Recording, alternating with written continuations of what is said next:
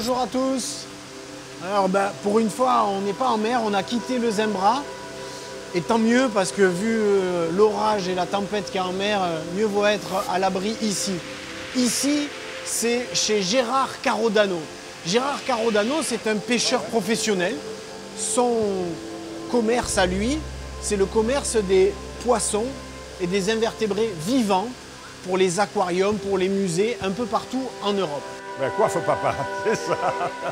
Un des premiers témoins de l'effet de l'arrêt des activités humaines pendant le confinement, c'est les pêcheurs. Les pêcheurs, c'est du concret. Ont-ils plus ou moins pêché pendant l'arrêt des activités humaines? La question est posée à Gérard et à quelques autres pêcheurs. Vous allez voir, c'est étonnant.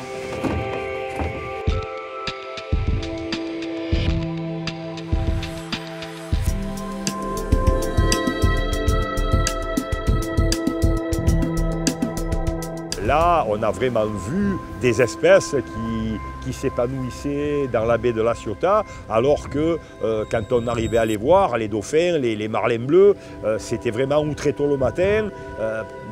Et lorsqu'il y avait des nuisances sonores, ben, ces poissons ils s'écartaient de la côte, quoi. Il y a un rorqual commun qui restait à 1,5 mille, même pas, de l'île verte pendant une semaine, on l'a vu.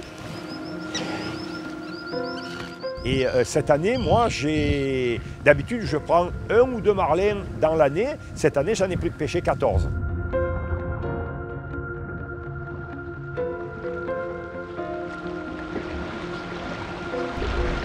Je n'avais jamais eu une tâche comme ça sur mon sondeur, donc je me suis dit, mais qu'est-ce que c'est?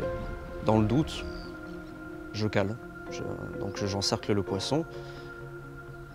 Et je commence à lever mon filet. Là, je commence à voir une grosse dorade qui devait faire à peu près 4 ou 5 kilos.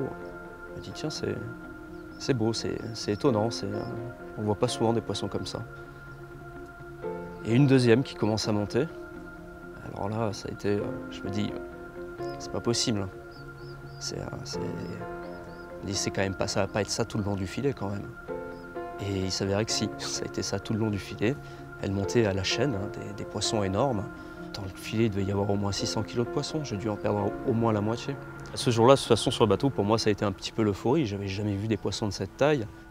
Et ça a duré pendant 2 mois.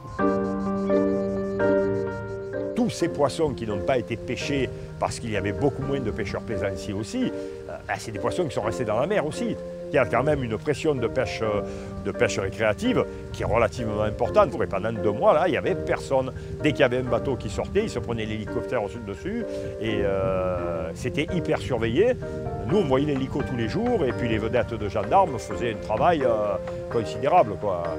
Donc ça a eu aussi ce côté arrêt biologique un peu forcé, mais qui a eu un effet positif sur l'écosystème marin. En général, sur cette période, bon, ça nous arrive de faire des beaux poissons de 1 à 2 kilos. Mais c'est vrai que la dorade standard qu'on a tendance à pêcher, ça va être entre 300 grammes et 400 grammes. Donc là, on est quand même sur des poissons qui faisaient presque 10 fois la taille de ce que j'avais l'habitude de pêcher. Moi, j'ai un pote en Corse, un super pote en Corse, qui est un très très bon pêcheur. Il m'a dit, cette année, ça a été exceptionnel, les araignées, on ne savait plus où les mettre. On a enlevé les filets pour plus pêcher d'araignées. Ils ont pêché beaucoup de pagres et de dantis. Ils ont pêché des thons et des espadons. Et il y avait la population qui s'amenait au bateau. Là, il y avait un truc qu'on n'aurait jamais vu, c'était la gendarmerie qui faisait respecter les distances, la distanciation entre les clients.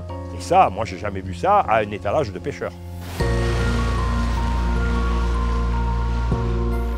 On a quand même vraiment vu sur terre et en mer que les animaux, ils reprenaient leurs droits, la nature reprenait ses droits dès qu'on arrêtait de la déranger, quoi.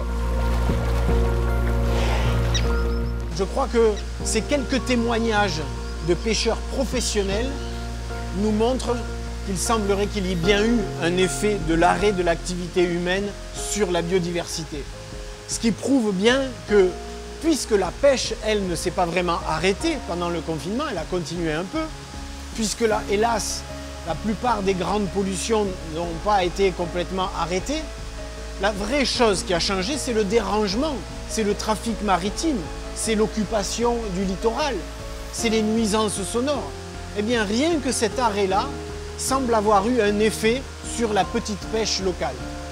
Preuve que le dérangement est un stress aussi important et peut-être aussi dangereux que peut l'être la surpêche ou la pollution. Salut!